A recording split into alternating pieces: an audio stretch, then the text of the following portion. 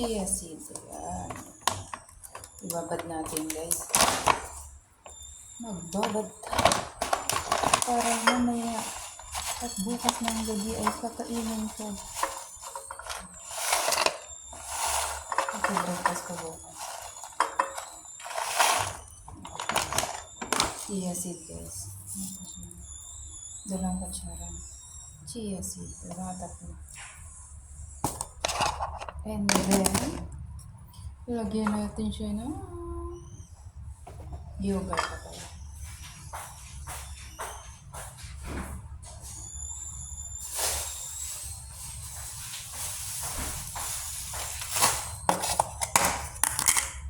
Lagyan natin siya ng yogurt guys. Tapos, ito, almond milk. Ibabad lang natin ito. Another almond milk.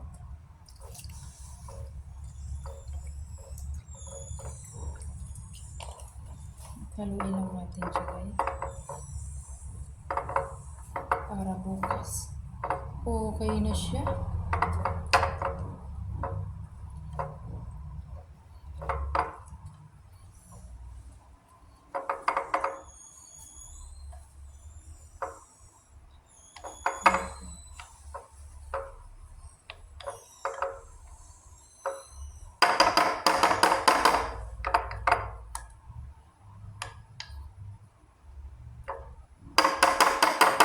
Lagyan natin siya ng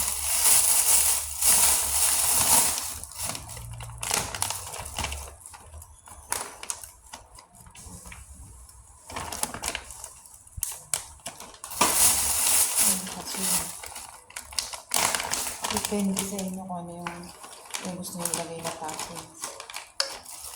Lagyan natin walnuts.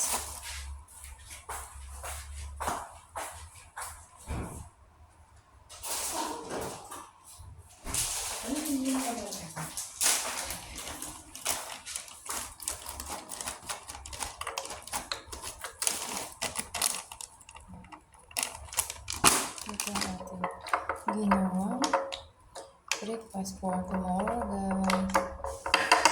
Ang dami na yan. Busog na tayo dyan. Nagdagan pa natin oats. Oats ang gamit natin. Galing pa yan sa Pinas guys. Binili ko siya. Vacation. So yan. Ibabad lang natin siya mga may guys. Ito na ang ating ginawang rolled oats with chia seed. Morning breakfast guys. Ito na yung ating ginawang oats para bukas guys. Hinalo natin siya ng Greek yogurt gamit natin. Tapos itong chia seed. Tapos ito yung mga topping niya. Siyempre almond yung gamit nating milk. At syempre ang ating gamit is rolled oats, high in fiber, no cholesterol. Pag gagamit kayo guys, ito ang the best. Yung gamitin nyo is rolled oats mga may guys. So, diba? Ito nakagawa na tayo ng ating breakfast. Takpan natin, langin natin siya sa prints. Sakto kasi kung magagawa tayo sa babasagin talaga guys. Para sulit siya, wag sa plastic. So yun na ating vlog for today. Thank you for watching mga may guys. Kain tayo mga may guys. Bukas na yan guys. Papakita ko sa inyo bukas. Yung rolled oats ko na ginawa.